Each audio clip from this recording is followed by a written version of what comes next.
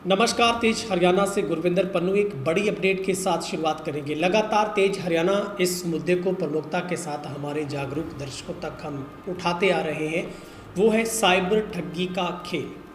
आए दिन कभी न कभी किसी इलाके में लोग गाहे बगाए इस साइबर ठगी के जाल में फंसी जाते हैं।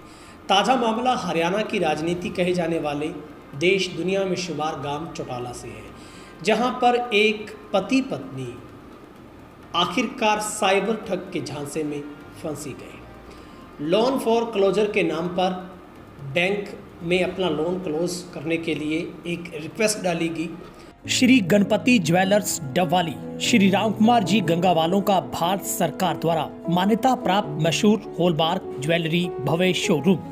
याद रखें, श्री गणपति ज्वेलर्स, नजदीक रेलवे स्टेशन, मीना बाजार, मंडी, डबवाली। संपर्क करें 9306987388।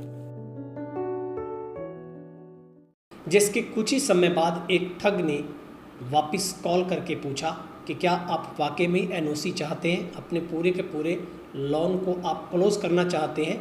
तो उसी के झांसे में आकर पत्नी ने वार्तालाप शुरू किया। और ये ठगी कोई थोड़ी बहुत नहीं है, बल्कि 2,22,000 रुपये की ठगी है, वो साइबर ठग की तरफ से की गई है। लेकिन इसका राज तब खुला जब 2,22,000 रुपये पूरे के पूरे उस ठग को उसके खाते में डालने के बावजूद भी उसको कोई एनओसी यानी कि नन ऑफ ऑब्जेक्शन जो सर्टिफिकेट होता है, नो ऑब्जेक्शन सर्टिफिकेट, वो नहीं मिला। और उल्टा बैंक की जो ईएमआई है, जो वापस उसकी जो उससे पहले जो किस्त थी वो भरने का मैसेज आया। तो पति पत्नी को एहसास हुआ कि कुछ गड़बड़ है। जब बैंक में पता किया गया तो पता चला कि बैंक में कोई भी आपकी पेमेंट जमा नहीं करवाई गई है। तो ये एक वाकई हैरान करने वाला मामला है, जहां ऑनलाइन लोन क्लोजर के नाम पर चौटाला वासी से करीब 2.25 लाख रुपए की ठगी हुई है। और इसमें एक अज्ञात साइबर अपराधी ने ऑनलाइन जो लोन क्लोज करवाने के नाम पर, ये एक एनओसी जारी करने के नाम पर महिपाल पूनिया और उसकी पत्नी निशा रानी से जो ये ठगी की है। और अब पुलिस की शिकायत पर मामला दर्ज कर लिया गया है। दरअसल पूरा घटनाक्रम क्या है, जो शिकायत में महिपाल पूनिया ने बताया है वो है कि उसकी पत्नी निशा रानी ने डीएमआई फाइनेंस से 2,95,000 रुपये का लोन लिया था, जिसकी 10 किस्तें जमा करवा चुके थे। अब उनका बकाया 2,22,158 रुपये ये मन था कि एक मुश्त किस्त भर के इसको लोन को क्लोज कर दिया जाए, यानी कि बंद करवा दिया जाए। जिसके लिए उन्होंने ऑनलाइन रिक्वेस्ट डाली।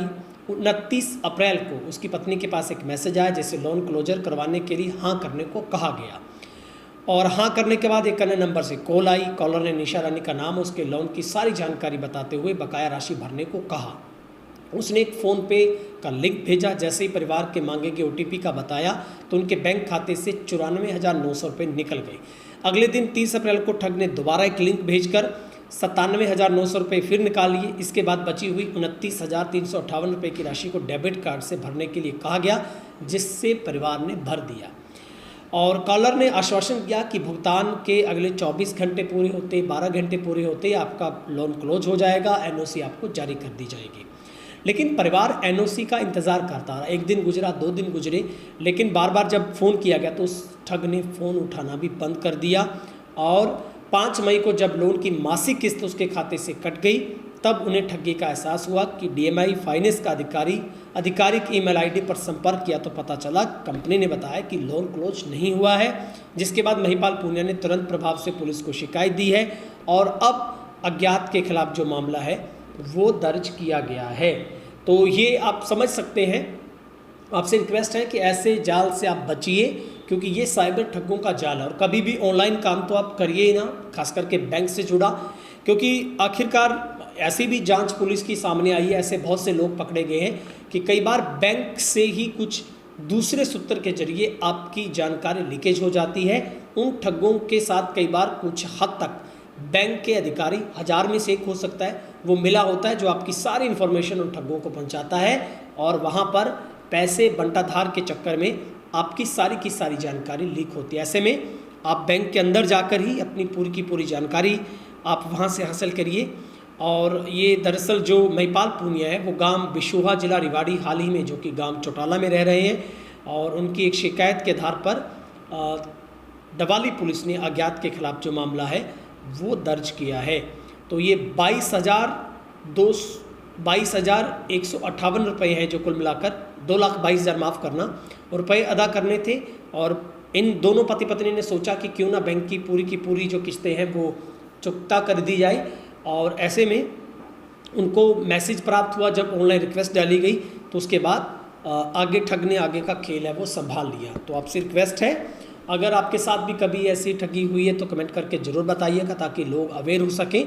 और निश्चित तौर पर अगर आपके पास ऐसा हो जाता है तो तुरंत प्रभाव से आपको फिर उसके बाद जो नंबर है 1930 उसके ऊपर आपको तुरंत प्रभाव से कॉल कर देना है, ताकि उसी टाइम जो ठग का खाता है वो फ्रीज करवाया जा सके।